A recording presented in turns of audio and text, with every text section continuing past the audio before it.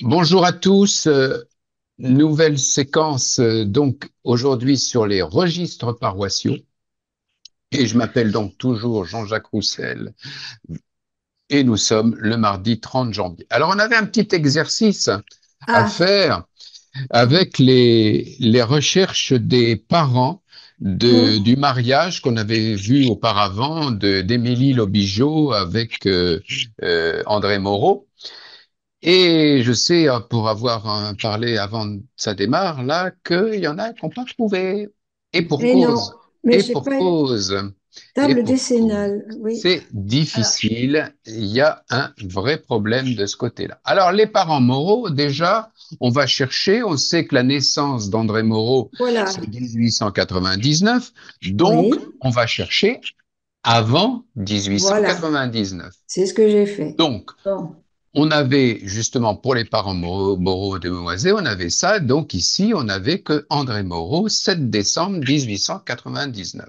Bon, si on commence à chercher, puisque j'étais dans Abilly, moi j'ai continué à aller chercher oui, moi sur aussi. Abilly.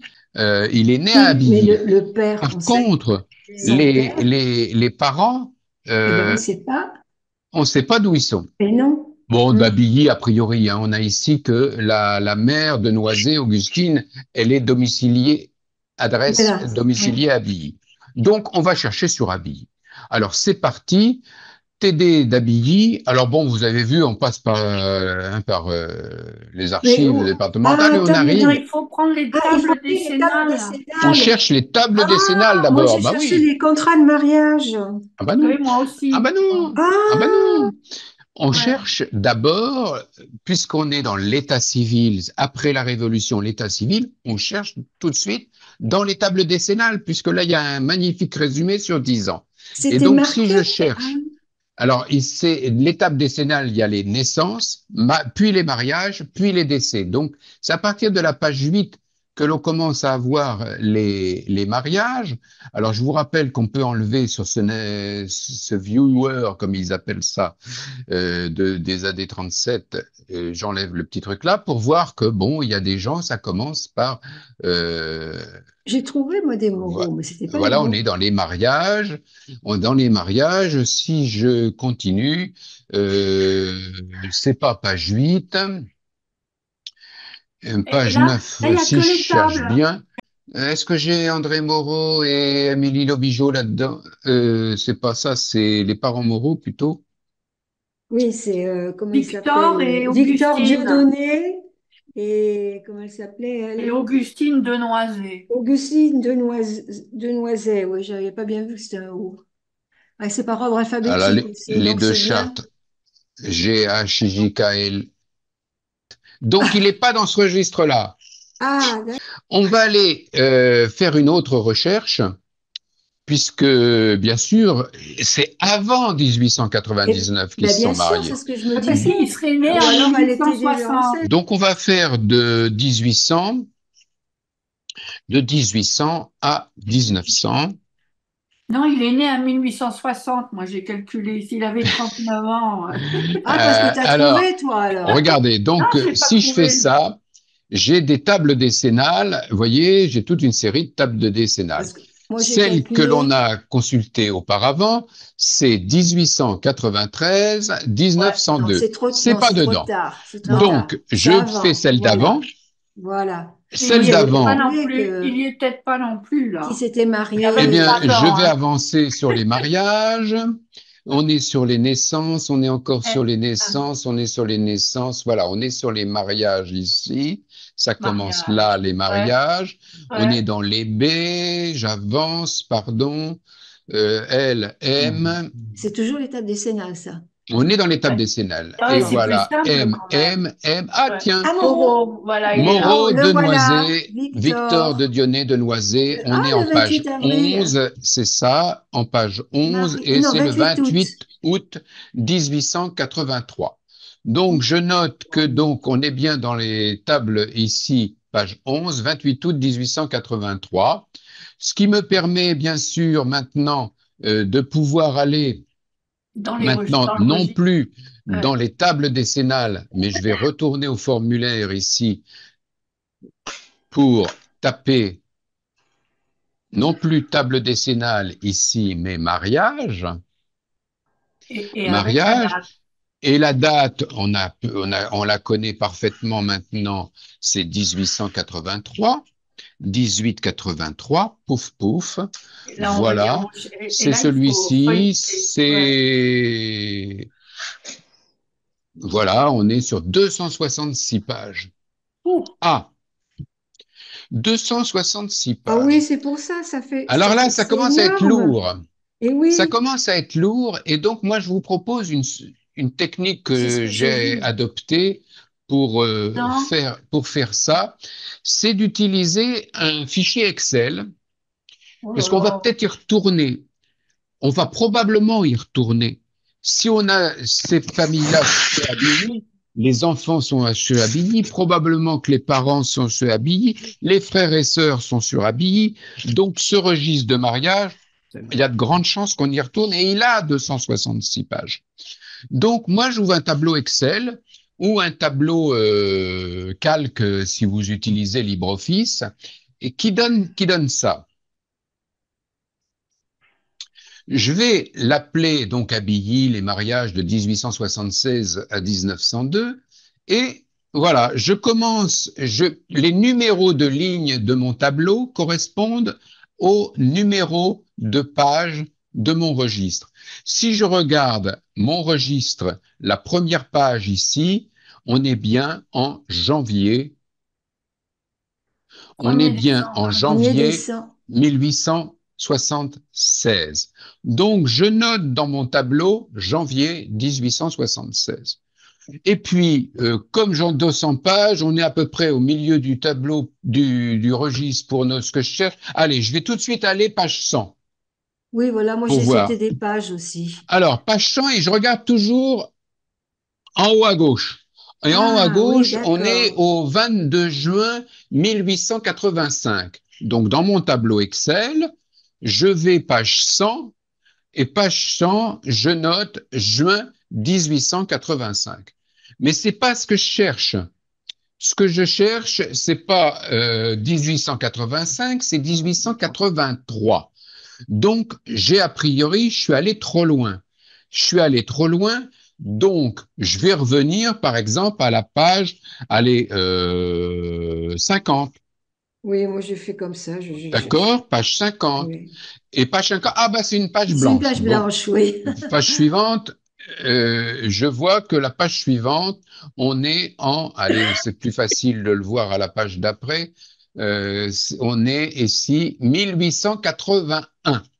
Donc, je note ici, page 50, blanc, et 50 janvier 1881. Donc, je suis pas loin derrière. Donc, je continue. Je vais aller ici en page, par exemple, 70. 60. Ah, oui, 60. 70, je suis en avril L'avril. 83. Tiens donc, je le note tout de suite. 70, avril 83. Et moi, je cherche août 83. Donc, ça va pas être bien loin. Ça va pas être bien loin. Je continue à chercher, j'avance.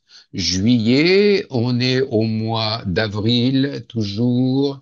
Avril, juin, juin, Il n'y a pas de juillet, mariage au mois de mai. Non, il n'y a pas eu de août. mariage en mai, c'est marrant. Et j'arrive en Ah, août, voilà. et là, le voilà, Bon. mariage de André Moreau et Augustine Denoisé. Le voilà mon mariage, et donc j'ai bien le mariage des parents avec tout ce que, et ça me permettrait éventuellement d'aller plus loin. Oui, oui, oui. Alors, Oui, il est non, oui, madame. intéressant cet acte, et il a une particularité, cet acte, c'est qu'il y a ça ici. Je sais pas ceux qui sont arrivés là, qui est arrivé là? Non, pas Eh ben moi. non, parce que moi, Ben non. j'ai Allez, cherché, j'étais pas loin, regardez ce qui est mais j'ai pas intéressant. réussi à trouver. Ici, là, il y a une mention marginale. Ouais. Le dit Et les époux époux ont ont déclaré. déclaré qu'il est né d'eux un enfant de sexe masculin inscrit sur les registres de l'état civil de la commune du Petit-Pressigny, qui est d'ailleurs dans la Vienne, en date du 9 juin 1879, sous les noms et prénoms de Denoisé Auguste Pierre, lequel ils reconnaissent pour leur fils. Et on voit qu'il y a des Ah, Denoisé, des Tranchant et d'accord. des Dupuis qui signent.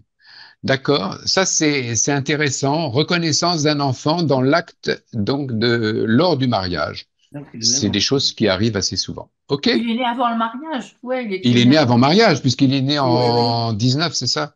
Il a le nom de la mère. 79. 79. Et il se marie. 79, on est en Ah oui, en fait. 83. Ah oui, d'accord. Il a déjà 4 ans, le gamin. Hmm. Donc Ah, voilà pour notre partie Moreau de Noisy. Mais c'est pas tout, parce ah, qu'on avait l'Aubigeau-Véron, Ah là ah là. oui, quoi? Oui. Ah les ben ça, je parents l'ai trouvé. d'Émilie. Je l'ai Et trouvé, oui. celui-là, moi. Ah, vous avez de la chance, parce que celui-là, il est pas piqué des hannetons, si je puis Ah, dire. moi, je l'ai trouvé. On Ouais. cherche ce mariage-là avant 1901. Avant 1901, avant 1899, je veux dire, tout moins, pardon. Elle est Non, née en 1901. Non. non, Non. Elle, non. Émilie. Émilie. Ah, Émilie, Ah, oui, la oui, fille. Ah les oui, On parents. cherche ses la... Les parents. Oui. parents. Les Émilie, elle est née en parents, oui. 1901. Donc, les parents se sont mariés avant Avant 1901, a priori. 1901, A bien priori, sûr. hein. Mais bon, a priori. Le 3 juin 1900, ils se sont mariés. Et donc, on va Ah, la chercher, fille. attention, est-ce qu'on cherche à Abilly ou Ah, est-ce qu'on Non, cherche, elle est née à Buxeuil. mais il faut ah, ça, chercher j'ai à pas vu Buxeuil. Moi, ça. j'ai trouvé à Elle est Buxeuil. née à Ah, Buxeuil. voilà, Donc, d'accord. peut-être que les parents vivaient à Buxeuil à ce moment-là, au moment où elle est née. Ah, j'avais pas regardé ça. Ouais. Donc, si elle est née à Buxeuil, peut-être qu'ils Dans se la sont mariés Vienne. à Buxeuil. Mhm. D'accord? Ouais. Donc, je vais aller chercher, comme j'étais juste. On va donc, pendant que j'étais dans les tables décennales d'Abilly, je vais aller revoir dans les tables décennales de 1893 à Abilly, puisqu'on est dans le 37. Et en fait, on a beau chercher, on trouve rien. Bien, d'accord. Donc, je vais voir, puisqu'elle est née à Buxeuil dans la Vienne, on va aller voir les tables décennales de la même période, puisque 1901, c'est dans la même période, aux tables décennales de Buxeuil. Allez, on va aller faire un peu vite. On en trouve un Moreau le 18 novembre 1900, mais c'est pas le bon puisque Ah, c'est c'est pas un Moreau qu'on l'Aubigeau. cherche, c'est un Lobigeau. Hum, Mais hum. on le trouve pas, mais c'est pas le bon. Après, je vais aller chercher aux tables décennales de Buxeuil en 1883-1892. Hein, je remonte comme tout à l'heure. Rien. 1873-1882. Rien.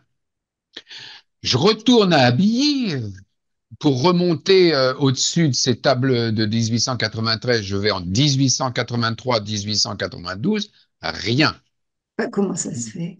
Ah, Ah, bah oui, parce qu'ils sont mariés plus tard. Non, ben non. Non? Parce pas que là. si je vais voir les mariages à Abilly Ah, en d'accord. 1901-1905, ben je trouve pas non plus. Non, pas marié là. Mais non, parce Si qu'ils je sont... vais regarder à Abilly en 1876, là je vais dans les registres, hein, Oui, parce oui, oui, que oui, les oui. tables décennales, il n'y a pas. Mais est-ce que ça serait pas quand même dans les Ah, registres des d'accord. fois? Il faut quand même aller voir. Donc je remonte encore dans Abilly 1876-1901, rien. Et je vais chercher dans ceux d'avant, Ah, 1898-1902, Buxeuil. et Buxeuil. page 48, aux surprises. On est dans la Vienne, hein. Ouais. Oui, On oui, est dans dans la la Vienne, Vienne. oui. Alors au Canaque. passage, je voyais que ça se présente pas tout à fait pareil, Non. mais là, bon, il y a un truc qu'on peut décaler sur la droite comme ça, et on a ici toujours je vous avais expliqué le petit verrou hein, qui nous sert bien. On voit Ça qu'on sert est à quoi, le dans verrou? et ça sert à conserver l'amplification quand je change de page. Ah, Oui, oui, oui, ah parce oui, qu'à parce chaque fois, que... À chaque fois, ça Oui, change. oui, D'accord. ah oui, Ouais. oui, Et oui. donc là, si je vais voir, par exemple, puisque je le sais, mais faut bien sûr dérouler les choses. Si je vais en page 48, je vois ici deuxième publication des bancs.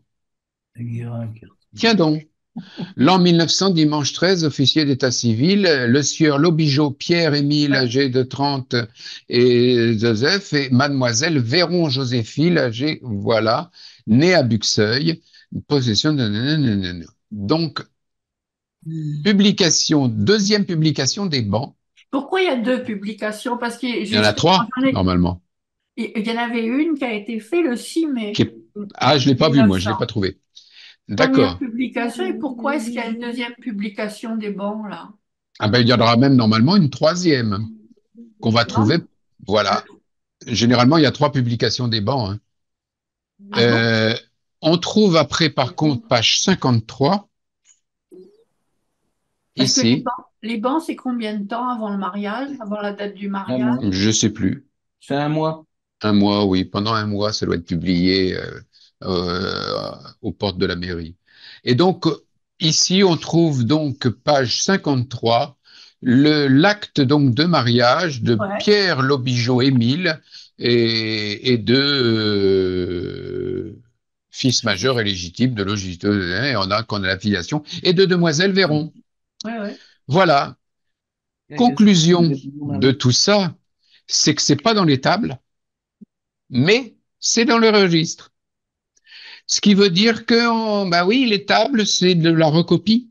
Et à chaque fois qu'on fait des recopies, il y a des erreurs, il y a des oublis. Alors, quelquefois, dans les tables, le grouillot qui a fait les relevés, il s'est trompé, et quand il vérifie, il s'en aperçoit et il rajoute à la fin, donc pas à la fin de l'ordre alphabétique, il rajoute éventuellement les deux ou trois qu'il a oubliés. Là, ça n'a même pas été rajouté, mais c'est pas dans les tables, c'est dans les registres. C'est tout l'intérêt de ce petit exercice, c'est de Ouais. montrer, bah déjà de vous faire manipuler un peu pour remonter dans les tables décennales, les registres, etc. Toute cette gymnastique que vous aurez vite l'habitude de faire, et de voir que les tables ne sont pas infaillibles. Il y a un risque, et c'est le cas. D'accord? Ouais. Ah, Moi, je ouais. l'avais trouvé, mais j'avais pas fait. J'avais fait par rapport à son âge. Elle a 22 ans en 1923, donc elle est née en 1901. Donc les parents, ils se sont mariés Oui, ben moi j'ai calculé comme avant ça aussi, 1901. mais Bon, ils se sont il On mariés. fallait peut faire comme chercher ça 200 aussi. pages. Bon, Ça c'est faisait beaucoup. compliqué, c'est comme Et ça. attention, moi je suis parti en disant, ils se sont mariés avant la naissance. Oui, Attention, c'est pas toujours le c'est pas cas. toujours le Ah cas. oui, oui, Oui. c'est vrai. Ouais, ouais, Attention. bah, voilà. Ok, allez, aujourd'hui on va parler des registres paroissiaux. On va faire un petit historique, un petit peu comme on a fait à propos de l'état civil. On va voir le contenu des registres et on va faire un petit zoom sur la notion de patronyme, de nom et prénom, et on fera un travail un petit peu sur la paléographie, puisqu'il va falloir commencer à pouvoir aller lire des textes anciens quand on commence à remonter dans les années 1700, 1600. Ça commence à devenir un peu plus difficile à lire. Donc, on va voir ça aujourd'hui. On va commencer par l'historique. Tout part donc de François Ier, l'ordonnance de Villers-Cotterêts, qui est un superbe document Vous ne pouvez pas programmer ça. que je vous enverrai. C'est assez relativement facile à lire. François, par la grâce de Dieu, roi de France, etc. Et donc, il y a 92 articles dans ce qu'a fait François Ier. C'est un joli travail. Et il y a seulement 3 articles qui concernent la généalogie. Donc le texte, c'est l'ordonnance de Villers-Cotterêts qui commence effectivement par ordonnant du roi sur le fait de justice. Et je vous enverrai ce document par courrier électronique. Et les 3 articles qui nous concernent sont ces 3-là. Le premier article concerne les sépultures et on s'aperçoit qu'on n'aura pas les registres des sépultures au début. Au début, on n'aura que les baptêmes dont il parle ici. Dont il parle ici, pardon. On n'aura que les baptêmes parce que les sépultures, c'est que les sépultures des personnes tenant bénéfice. Donc, le but est clair, hein, c'est pour les impôts. Ah, Ah bah oui, c'est pas pour faire plaisir aux généalogistes qu'on tient des registres, hein, c'est soit pour faire preuve, c'est toujours pour faire preuve de quelque chose. Et d'ailleurs, il le dit ici, ce fait registre en forme de preuve par les chapitres, les collèges, les monastères et les cures qui fera la foi, voilà. Donc là, c'est tous ceux qui ont des sous qui tiendront donc des registres de sépulture. Par contre, il sera fait des registres en forme de preuve, des baptêmes qui contiendront le temps et l'heure de la nativité. Par l'extrait du dit registre se pourra prouver le temps de majorité et de minorité, dont on a parlé la dernière fois, vous vous souvenez? Pour pouvoir se marier, et sinon, il faudra faire des dispenses. Et le dernier, qui est très important pour l'époque, et pour que ces seules choses sont souvent advenues sur l'intelligence des mots latins contenus esdi arrest, nous voulons dorénavant que tous les arrêts, ensemble, toute autre procédure, soit de nos cours souveraines et autres subalternes et inférieures, soit soit prononcé, enregistré et délivré aux parties en langage maternel françois. Avant, c'était en latin. À partir de Villers-Cotterêts, les actes sont en français. Tout l'intérêt est là. Donc, vous voyez, il y a 3 articles qui nous concernent. Sur 90 articles, je ne sais pas si sur oui, c'est énorme. C'est un très très gros travail qu'il a fait là, François Ier. 1539, ça. Sauf que ça s'est pas mis en place tout de suite parce que les prêtres, je vous l'ai déjà dit, hein, ils payaient leur encre, ils payaient leur papier. Et donc, certains étaient partants, d'autres ont traîné les pieds. D'autres avaient déjà fait ça avant 1539. Mais bon, ça a mis un certain nombre d'années à se mettre en place. François Ier en remet une couche, si je puis dire, en 1579 avec l'ordonnance de Blois, qui verront donc les registres des mariages et des sépultures, comme les baptêmes. Et en 1659, il y aura un double exemplaire. Et c'est donc ce qui va nous permettre, à partir de 1659, d'avoir beaucoup moins de lacunes. Avant, bien sûr, il y a des lacunes, il y a des destructions, il y a pas mal de choses qui ont disparu. Déjà, avec double exemplaire, on a moins de risque de perdre les documents. Faut bien se dire que donc, pour nous, quand on remonte en 1700, c'est bien. Si on remonte 1600, c'est bien aussi. Au-delà, difficile. Ouais. 1792, on l'a vu la semaine dernière, c'est l'état civil, c'est confié aux autorités municipales et on retrouve le schéma que j'avais présenté la semaine dernière. La bascule se fait à la Révolution. Après, donc, on avait donc l'état civil qu'on a étudié la semaine dernière, les naissances, les mariages, les décès en mairie. Et puis, avant, on est donc dans les registres paroissiaux qui sont des registres de catholicité. Il y aura les mêmes registres pour l'Église réformée et que on trouvera donc, on parlera des BMS, des baptêmes, mariages, sépultures. Voilà. Regardons un petit peu le contenu de ces registres.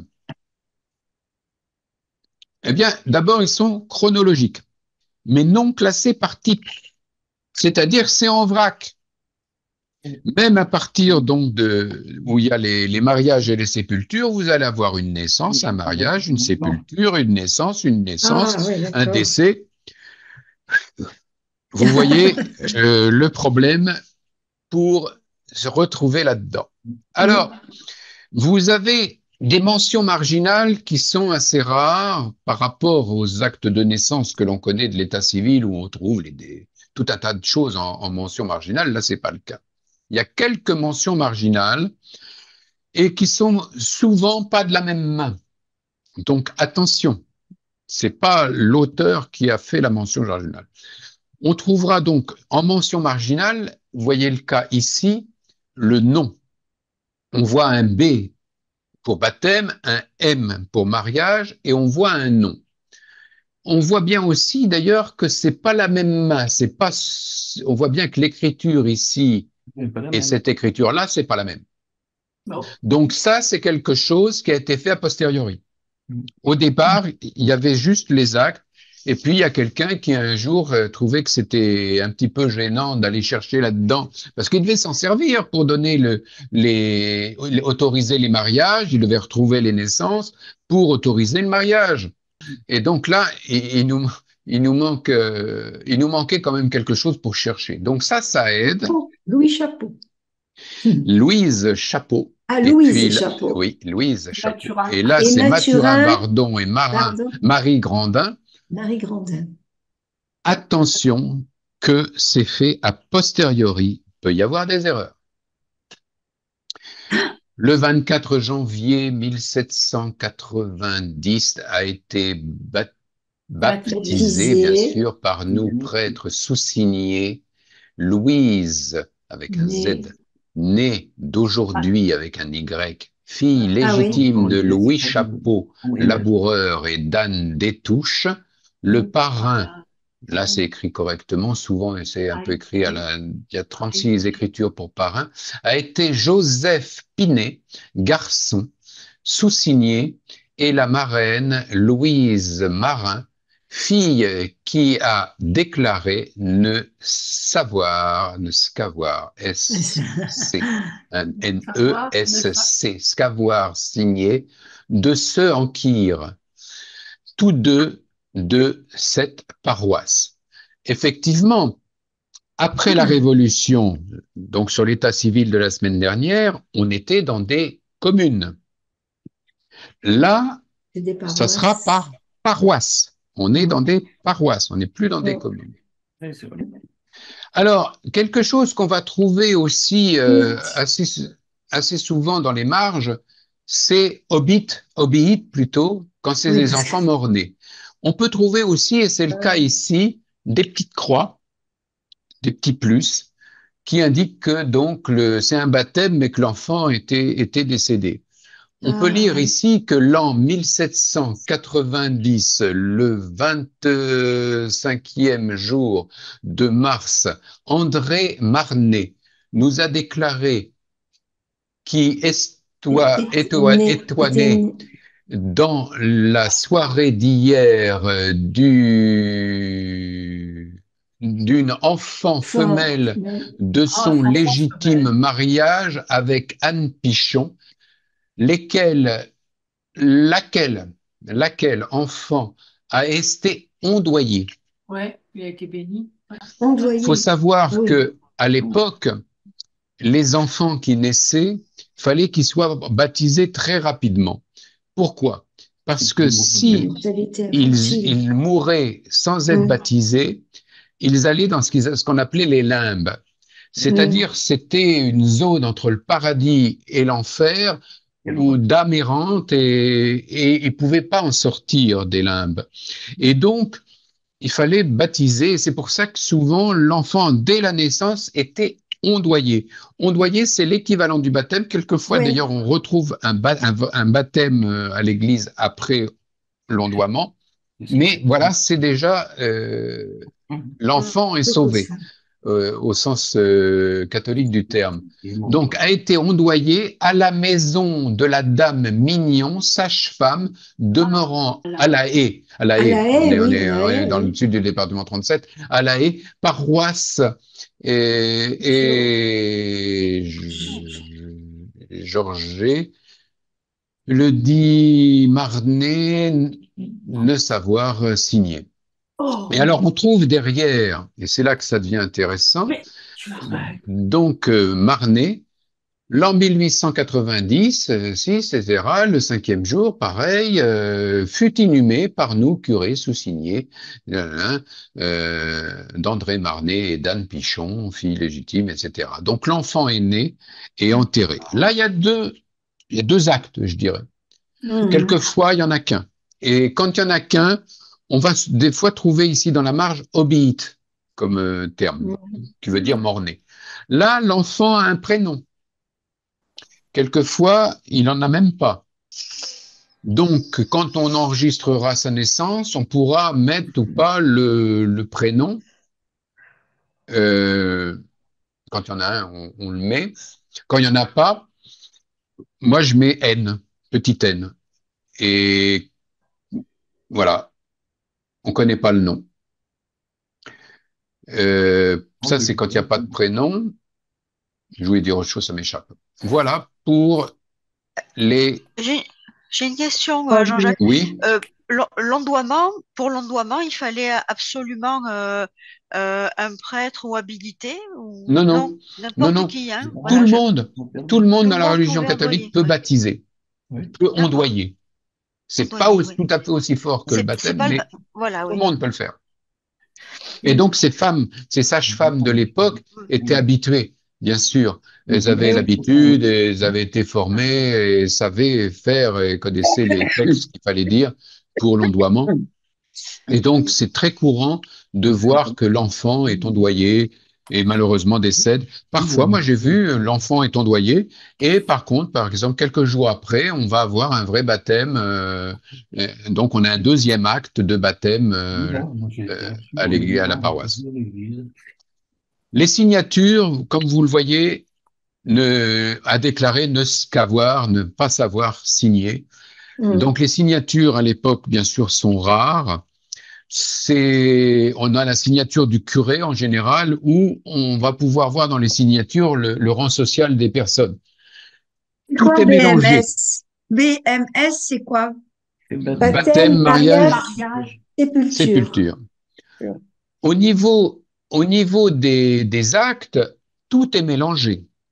Vous allez aussi bien avoir donc l'enfant mort-né dans la ferme du coin, et puis tout de suite derrière, la naissance du fils du comte. Ah oui. Ah oui, alors ça se distingue parce que généralement il y a un texte qui est souvent plus long et c'est derrière il y a tout un pavé de belles signatures puisque donc c'est le rang social qui va déterminer les signatures. signé. Alors, comme je l'ai précisé tout à l'heure, avant la Révolution, ce sont les communes. Après la Révolution, les lieux sont définis par la paroisse. Toujours assez complet pour les baptêmes, même si, toujours, pas tout à fait vrai. Parce que quand on remonte justement dans la première période, dans les tout débuts, euh, certains prêtres s'embêtaient pas. Hein. Il est né fils d'eux. Pouf, on n'a des fois même pas l'épouse. Mais en général, c'est quand même un peu plus complet, surtout après quand ils ont commencé à se faire rappeler à l'ordre. Il y a la date de naissance et de baptême, le nom, le prénom, le sexe du nouveau-né. On a la filiation, fils légitime ou non. J'ai quelques actes où c'est marqué fils illégitime, c'est marqué. Nom, prénom, domicile, profession des parents. Le fils légitime. Surtout la profession, c'est surtout noté quand ce sont des artisans, des meuniers, des sabotiers, des charrons, des choses comme ça. Quelquefois quand même, même pour les laboureurs, c'est quand même quelque chose d'important, mais pour les autres, c'est pas toujours noté. Mais bon, on en retrouvera, euh, c'est pas où, ouais. On trouvera des professions qui ont disparu maintenant. Parrain, marraine, toujours indiqué, nom, prénom du parrain. Éventuellement, mais là c'est beaucoup plus rare, la paroisse, la profession domicile, c'est la paroisse d'où viennent le parrain marraine, peut être indiqué. Et le lien de parenté, parfois, assez rare quand même, mais on peut trouver quelquefois le lien de parenté de la parrain et de marraine. Donc les mentions marginales, c'est des petits croix ou obéites. Normalement, il n'y en a pas. Ça a été rajouté, je vous le dis, a posteriori. Au niveau des mariages, jusqu'en 1660-1672, on trouvera juste nom, prénom, âge, majeur, mineur, garçon, fille, on trouve aussi à la place, veuf, fille, garçon. Voilà, c'est ce que je disais là. À la place de ça, on trouve souvent fille ou garçon. Veuf, attention, quand vous êtes dans un mariage, la personne qui est veuve, vous n'aurez pas les détails de filiation. Faudra remonter au premier mariage pour avoir la filiation du veuf. On va juste donner son nom et on va dire qu'il est veuf. Donc, faut retrouver le premier mariage pour avoir la filiation. D'accord? Ça, c'est quelque chose, faut Et pas tu veux s'étonner dire, de voir ça. on peut C'est pas comme ça que c'est faire. fait. C'est toujours comme ça. Faut toujours retrouver le mariage, le premier mariage pour un veuf ou une veuve. Ensuite, donc, on va trouver les filiations avec les mentions des prédécès des parents, par exemple. Il y aura quatre témoins requis deux de chaque côté, profession, domicile et parenté, et éventuellement les dispenses de banc qui peuvent arriver, ben, parce que pour des raisons diverses, il n'y a pas eu la publication des bancs. Ça a été une dispense. Alors, les dispenses de parenté, on est cousin, mais on se marie quand même, on a l'autorisation de l'évêque. Et aussi, l'affinité spirituelle. Ça, c'est Alors, grave. qu'est-ce qu'on appelait l'affinité spirituelle? C'est pas Mais ce grave. sont les parrains marraines, qui sont des affins. Et on ne pouvait pas se marier avec un affin. Il y avait une affinité spirituelle, c'est-à-dire une proximité comme des cousins germains, mais spirituels, et on ne pouvait pas se marier, sauf dispense possible, bien sûr. On trouvera souvent une mention, Pareil, marraine. Ah oui. alors on trouvera une autre mention qui est une rendue. Le rendu on trouvera souvent une lettre de récédo. C'est ce qui vient d'une autre paroisse. Si par exemple les deux époux ne sont pas de la même paroisse, eh bien ils se marient en général dans la paroisse de la femme, mais le mari, lui, s'il est d'une autre paroisse, il faudra qu'il justifie qu'il a publié les bans dans sa paroisse et qu'il est né ici ou là, et donc il y aura une lettre de récédo du curé de la paroisse qui permettra de justifier le, de justifier donc que tout est fait dans les règles et qu'ils peuvent donc se marier, qu'il y a bien, il n'y a pas d'affinité, il n'y a pas de parenté, qu'il n'y a pas d'affinité spirituelle, etc. D'accord? On verra, on va le dire tout de suite, les remariages sont très fréquents. Une ferme au 19e et avant, si un des deux décède, c'est plus tenable. Il faut donc se remarier rapidement. C'est quoi? Euh, donc, on peut avoir des fois deux, trois remariages, c'est pas rare. Un veuf qui se marie avec une veuve, très courant aussi. Ouais, ben On oui. met sa force de travail en commun pour pouvoir faire fonctionner la ferme avec les enfants et tout. Donc, remariage très fréquent, veuf et veuve, à ce moment-là, si on veut avoir la filiation, faut remonter au mariage précédent. D'accord? Ouais. Alors, on trouve ici, j'ai un lien, je ne sais pas s'il marche encore, je ne l'ai pas vérifié ce lien. Si, sur Vas-y, Généa enfant. France, ici, un topo sur les mariages depuis le Moyen Âge. Vous voyez, au Moyen Âge, des papiers de concubinage, la polygamie, voire les multiples épouses des rois mérovingiens, etc. Un topo sur le mariage en France qui mérite d'être lu. Voilà, c'est pour ça que je le signale On ici. verra. C'est sur le site de geneafrance.org. Le registre des sépultures, il est généralement extrêmement sommaire. France, On a la date, lieu du décès et d'inhumation, nom et prénom du décédé, profession et l'âge. Et l'âge. Et l'âge. Approximatif. Je dis 6 à 8 ans. Ça peut aller jusqu'à plus ou moins 10. Ah oui, les anciens, à cette époque-là, ne savaient pas trop quand la date de naissance n'était pas toujours très claire. Et l'âge, en plus, il est décédé, donc c'est quelqu'un d'autre qui donne son âge. Et son âge, on n'a pas de papier, hein. C'est, bon, il a, voilà. Donc, si vous vous basez sur l'âge de l'acte de décès pour retrouver, par exemple, un acte de naissance, n'hésitez pas à chercher au moins 10 ans autour, hein. Oh, non. Ah oui, oui, Eh ben, c'est pas net, ça. On a la situation matrimoniale. Généralement, on a le nom du conjoint.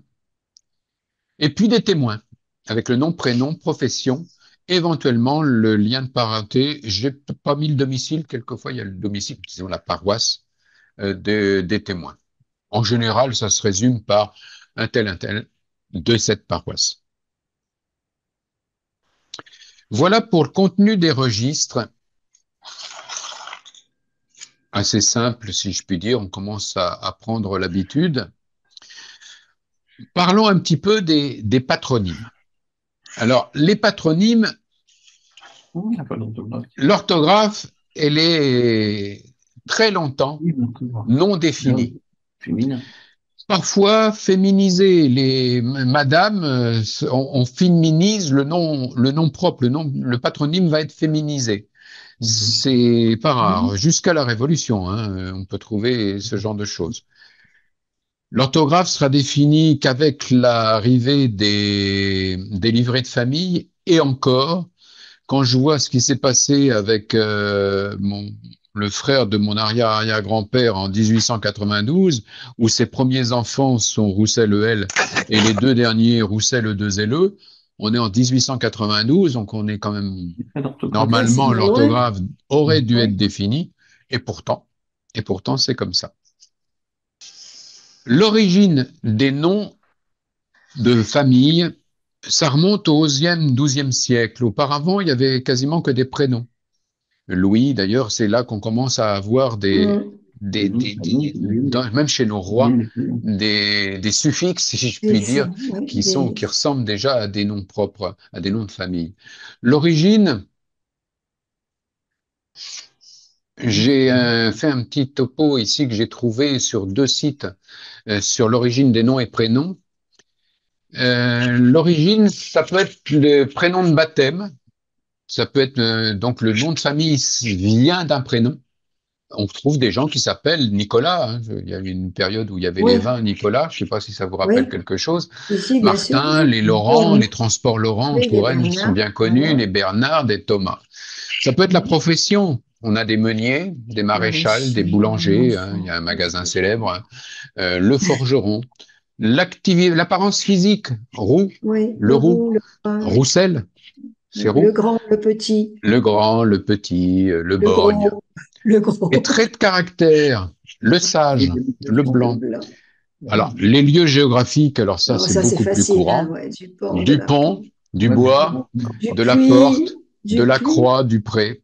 Les plantes, pommiers, poiriers. Poirier, oui, je connaissais aussi qui s'appelait poirier.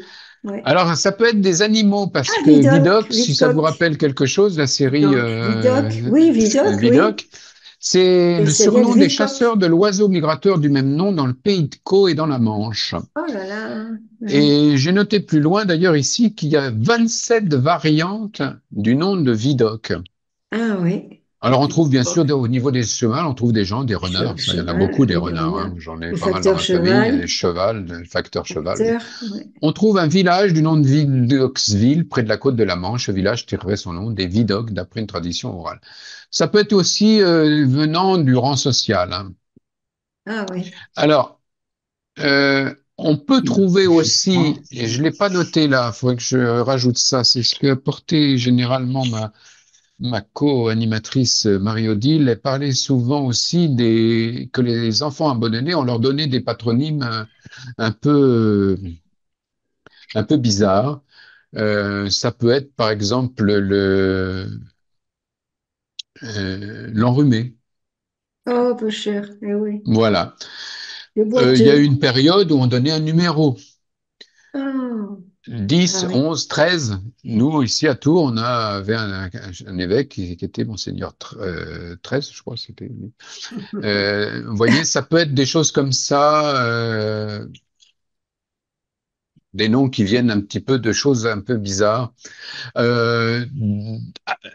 En Afrique du Nord, quand on a voulu donner, ou en Afrique noire d'ailleurs, quand les colons ont voulu donner des noms enregistrés, bah ouais, 14 juillet, fête nationale, ou alors on ouvrait le dictionnaire et on prenait la première syllabe, on ouvrait le dictionnaire, on prenait la deuxième syllabe et on fabriquait des noms de famille comme ça. Voilà. Alors, l'orthographe des noms ont évolué au cours des siècles. Hein, ça, moi, dans ma famille, Laurencin, par oui. exemple, j'ai des Bourreliers. Bourrelier Bourrelier, de mon la grand-père Sarthe. était Bourrelier. Voilà. Mais le nom de famille Bourrelier, moi, j'ai les Non, c'était Bourreliers pas ça. de la Sarthe. De la Sarthe, et dans la Mhm. Sarthe, on parle comme ça.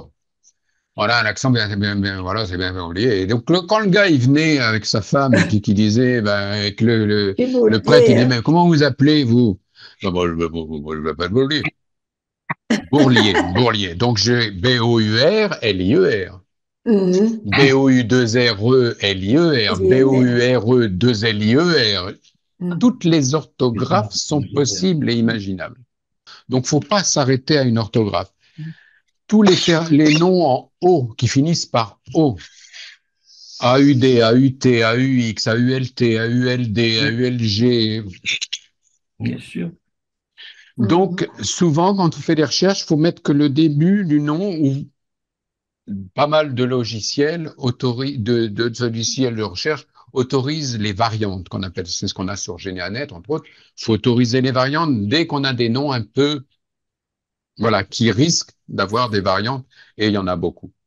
Donc, les variantes du mot, et disait ici, le gars, il dit 27 variantes pour Vidocq, Vidcoq, Vitecoq, Vitecoq, etc. Et des diminutifs de Laurencin, Laurençon, Laurenceau, tout ça, c'est un peu la même chose. Et en remontant, on peut très bien avoir un Laurençon, fils de Laurencin. Et oui. Le prêtre s'est mélangé les crayons à ce niveau-là. Il n'y a pas d'orthographe, donc il ne faut pas s'arrêter à l'orthographe. Depuis les changements de nom aussi, ça peut être un peu gênant. Euh, Vous savez maintenant que depuis la loi du 18 juin 2023, les noms sont 2003. beaucoup plus compliqués puisqu'on peut avoir, avant c'était le nom du père, maintenant ça peut être le nom de la mère avec dans l'ordre ou pas dans l'ordre, bref, tout est possible au niveau des noms. Je vous enverrai ça aussi. Les prénoms donc sont bibliques, souvent liés au physique, profession, géographique. Le prénom à noter souvent, c'est le nom dans les registres paroissiaux, souvent c'est le nom du parrain pour un garçon ou le nom de la marraine pour la fille. Des fois, quand on n'arrive pas à lire, ça aide.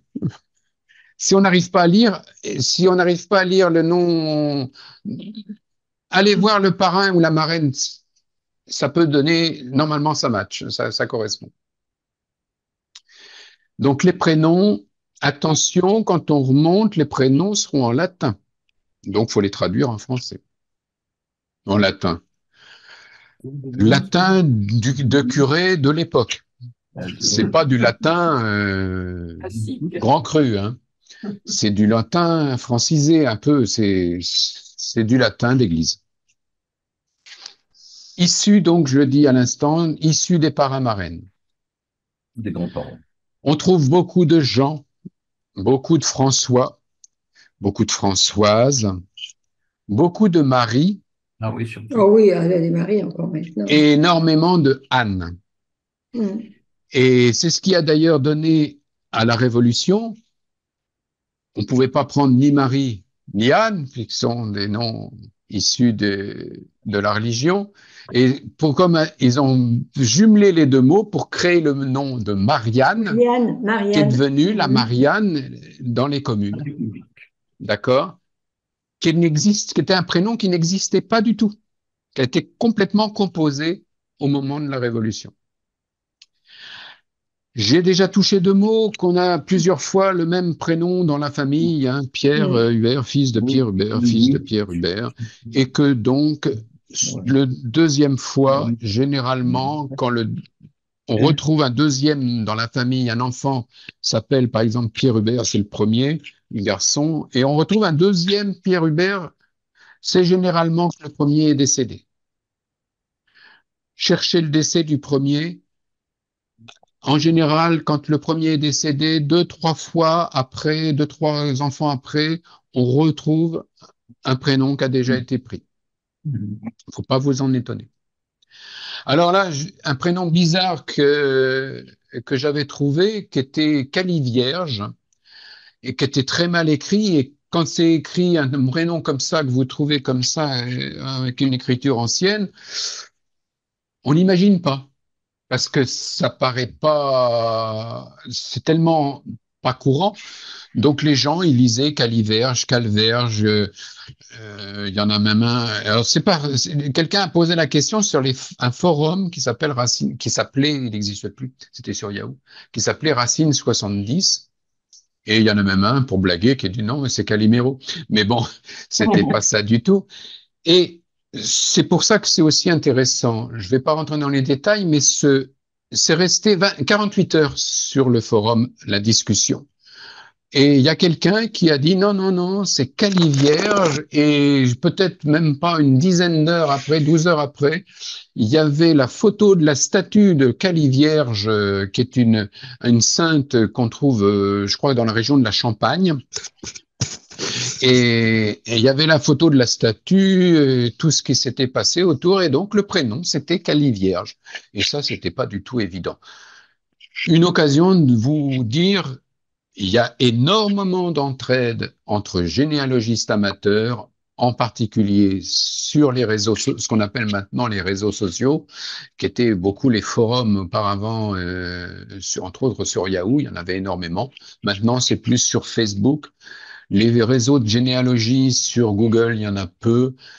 Voilà. Il y a d'autres possibilités, on en parlera. Allez.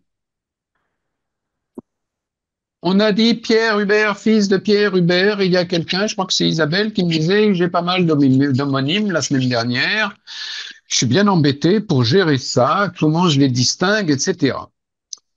Et je me suis dit, j'irais bien voir un petit peu comment ça se passe, en particulier sur Généanet. C'est pas triste, ce que j'ai trouvé. Oh là là. Test Généanet et des alias, puisqu'on va pouvoir utiliser des alias. Mais qu'est-ce que ça donne si on utilise, puisque voilà dans Généanet ce qu'il vous propose. Hein, on peut mettre le nom, le prénom, et puis on a d'autres choses qui proposent nom public, sobriquet, alias, prénom alias, nom alias. Waouh! Ben, les résultats de ça, j'ai fait ça sur mon petit-fils Thomas, qui normalement, à l'origine, c'était ça, Thomas Noah Roussel, donc son prénom, son nom.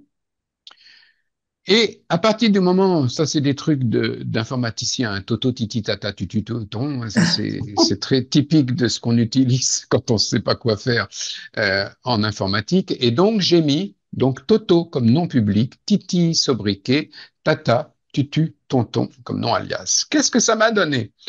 Eh ben mon Thomas Noah Roussel, il est devenu Toto Roussel Titi. Ce qui me gêne, c'est Toto Roussel. Eh oui. Parce qu'il a pris le nom public devant ici. Titi, ça me va bien. Ça me va bien. Et d'ailleurs, c'est ici ce qu'ils appellent le sobriquet. Ce qui en anglais, ça se dit le nickname. Et le nickname, ça, effectivement, ça va être compris pardon, faut que je remonte un petit peu ici. Ça va être compris par tous les logiciels. Donc, celui-là, vous voyez, je l'ai surligné en jaune. Oui, on peut y aller. On peut mettre quelque chose dans cette ligne-là. Ça sera compris par tous les logiciels. Alors là, chez eux, ils le mettent en italique. Dans mon logiciel à moi, on le met entre guillemets. Le sobriquet, le nickname. Et on propose donc ici que donc j'ai Thomas Noah Tonton. Ben, c'est le nom alias avec le vrai prénom. Alors, je comprends pas pourquoi ils prennent le prénom avec le nom alias. J'ai un Tutu Roussel, c'est-à-dire que le prénom alias avec le nom. J'ai un Thomas Noah Roussel, quand même entre parenthèses, il est là. Mais est-ce qu'il n'est pas là parce que à l'origine, je l'avais rentré comme ça? Et j'ai un Tata tout seul, qui est donc le alias. Tata. Voilà, donc Toto, Roussel, Titi, et en dessous, un Tata. Ce que je veux vous dire par ce biais-là, derrière, il y a ce qu'on appelle le jet de com. On en parlera plus tard. Je dirais que sur Généanet, je vous conseille d'utiliser le nom, le prénom et le sobriquet, et c'est tout. Le reste, c'est compréhensible que par Généanet. Si vous, on verra qu'on communique de logiciel à logiciel, on peut aller d'un logiciel dans un autre logiciel, mais le reste, ça ne sera pas compris par les autres logiciels, sauf cette ligne-là. Donc, le sobriquet, OK, les autres, méfiance. D'accord? Et le sobriquet, il faut le connaître. Quand il y en a un, Eh ben oui, et oui. quand Ah il y oui, en a un, mais comment on peut connaître le sobriquet d'un ancêtre? On peut pas, n'est pas forcément, il n'est pas forcément passé dans la descendance. Sur les fiches d'état civil, il n'est pas marqué le sobriquet.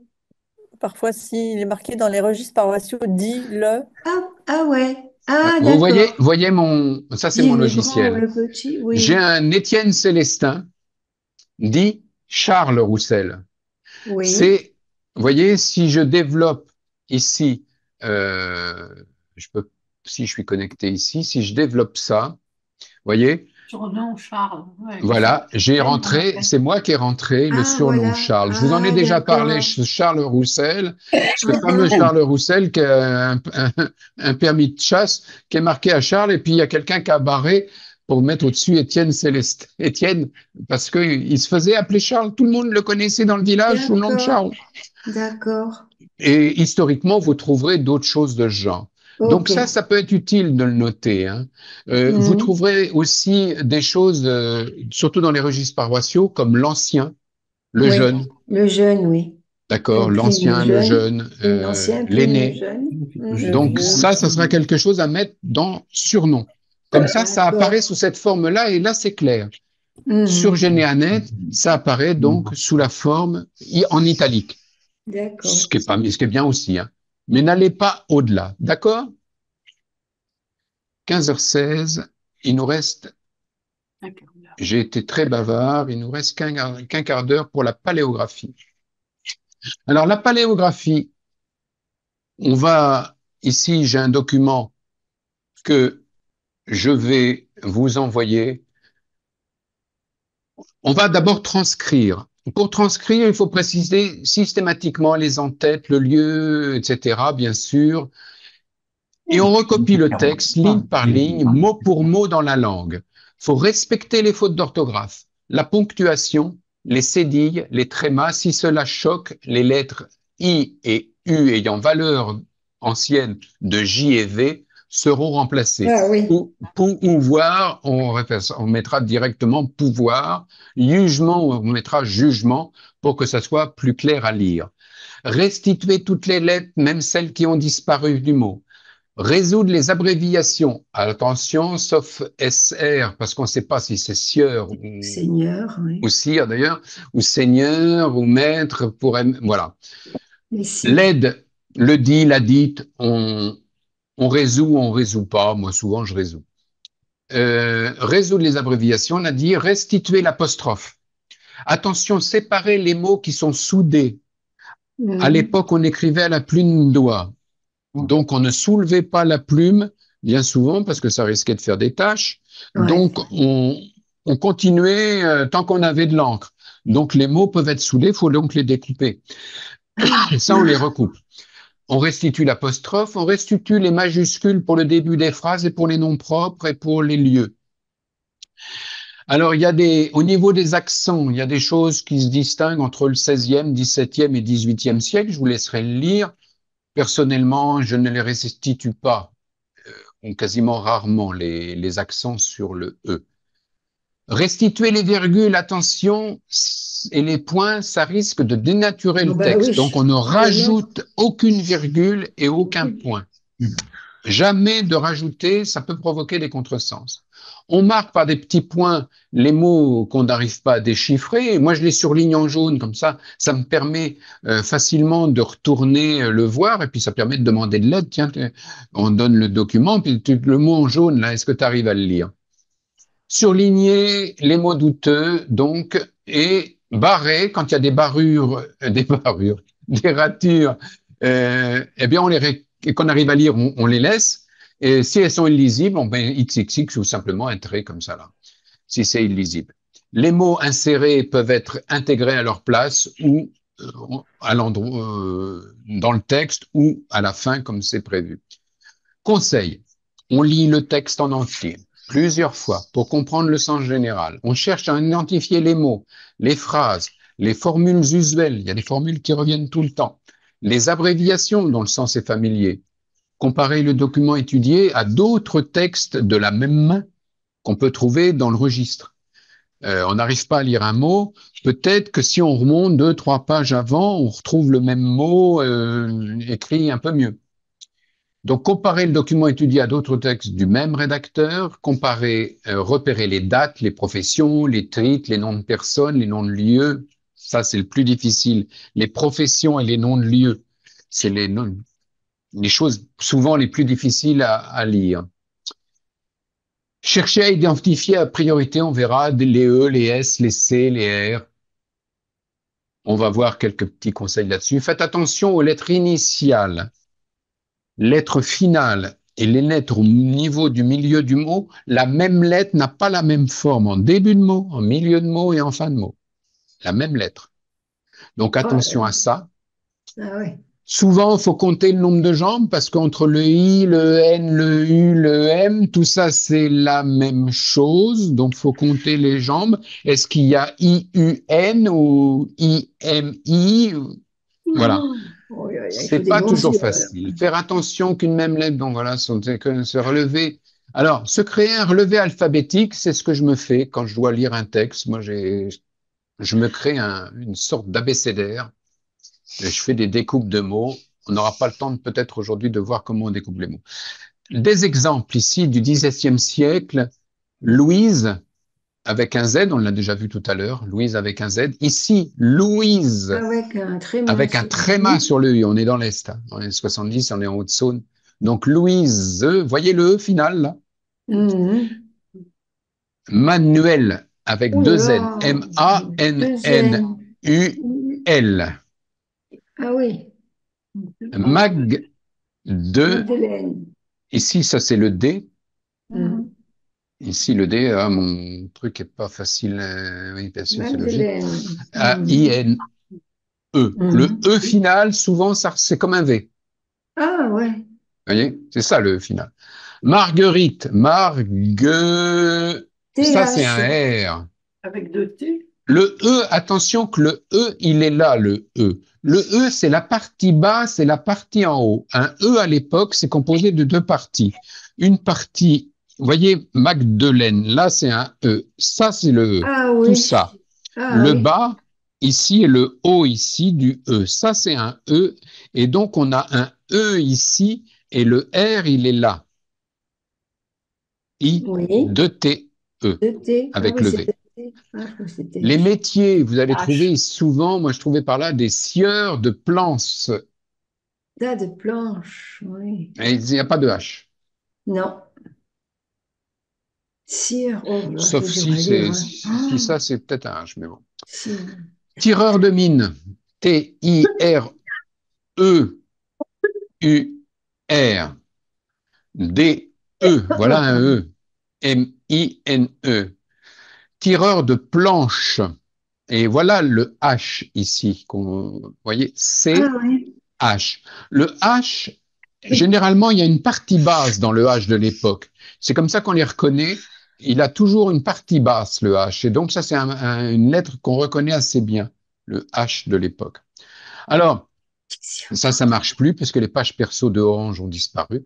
J'ai essayé de retrouver Chattery Alors. sur Internet, je ne l'ai pas retrouvé. Donc, ça n'existe plus. Voilà quelques exemples, voyez, de ce qu'on peut trouver et ce qu'on peut faire avec la paléographie.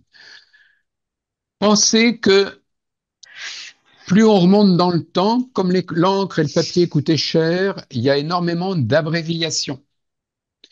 Et les abréviations, c'est ce qui sera le plus pénible à lire et à retrouver, parce qu'on n'a pas l'usage de cette époque-là. Et donc, une abréviation, ça peut être soit un tilde au-dessus, vous voyez là on le voit le tilde, il Ça n'est veut pas dire complet, prendre. mais il y a le tilde au-dessus. Ça peut être une descente très rapide à la fin du mot. Ça peut être, bon, il y a différents signes comme ça pour distinguer euh, le- l'abréviation. Ici, une abréviation ultra courante, PBRE, pour prêtre. Ah, PBRE. Ça, c'est l'abréviation de prêtre. là, d'accord. Ici, par exemple, j'ai un G majuscule. Mhm. Minuscule, je vous l'ai dit, différente selon les positions. Ça, c'est un E en cours de texte et ça, c'est un E final. Enfin, nous, oui. Mhm. Attention à bien repérer les formules. Une formule très, très, très courante, c'est père et mère, présent et consentant. S, E, S final, P, E, R, E Mais la mère, et M, Oh là là. 1, 2, 3. Ça fait partie, c'est l'ensemble ici qui fait un E, R, Oh, c'est R, compliqué. le petit bout de machin ici pour le R, E. C'est vraiment Ici, du on lit parfaitement déchiffrage, hein. par un. Mm. Ah oui, pareil, Attention, oui. les noms, prénoms. Ici, c'est Antoinette. Je vous parlais du H, va avec sa partie inférieure du H ici. Ah oui. H, Mhm. O-I-N. Il y a deux jambages. Le E avec la partie basse et la partie haute du E ici. Antoinette, deux TE. Attention que les T, à l'époque, les T souvent étaient dans le corps de ligne, ne dépassaient pas. Le T, le R, le E, le N, tout ça, c'était de la même hauteur. Ici, j'ai un métier que j'ai mis du temps à trouver qui Touchier. est cloutier. de tailleur. C-L-O-U, 2-T-I-E avec la partie basse, la partie et un petit R derrière. Cloutier. Vous pouvez, on en parlera la semaine prochaine avec Internet et Jeanne le dit, il y a un site très intéressant qui s'appelle vieuxmétiers.org dans lequel vous avez un listing de tous les noms des vieux métiers, ce qu'ils faisaient. Ah ben oui. Et donc, quand des fois vous lisez le début du métier et que vous n'arrivez pas à lire la fin, vous pouvez retourner dans ce site-là pour voir quels étaient les métiers qui commençaient comme ça, et puis vous allez peut-être pouvoir arriver à lire.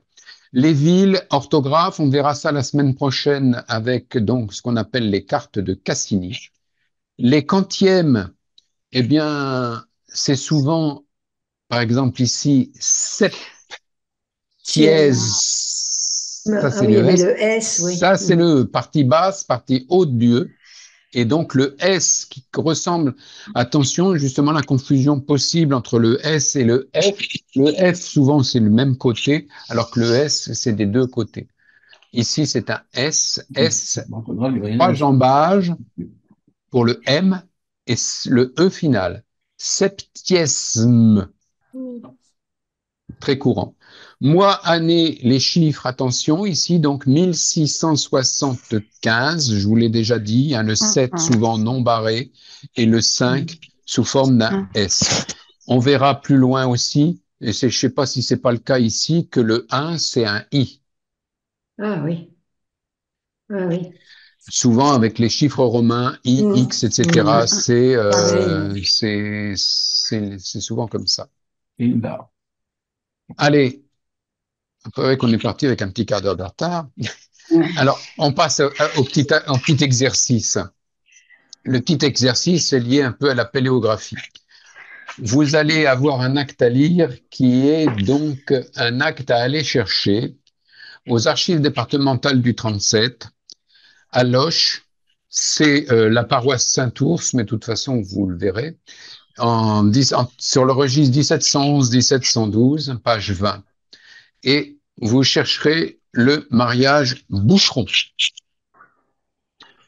Et vous regarderez et vous me direz ce que vous avez remarqué comme particularité. Il y a une particularité. Il y a une particularité. Allez, 30 secondes juste pour le fun. On peut trouver des actes assez amusants, comme par exemple celui-ci, à Dampierre-les-Conflans, qui est un acte de 1724, qui est le baptême d'une cloche. Ah, ben oui, c'est vrai qu'on Le baptême baptise les d'une cloche. cloches. Baptême d'une cloche, là, Eh donc ben à oui, Dampierre. bien sûr, toutes les cloches Alors, sont grand. baptisées. je vous parlais tout à l'heure, ici, Claude Antoine, fils illégitime de Nicolas Lambert Très de important. Meurant. Voilà. D'accord? Ça, c'est des choses qu'on trouve assez couramment.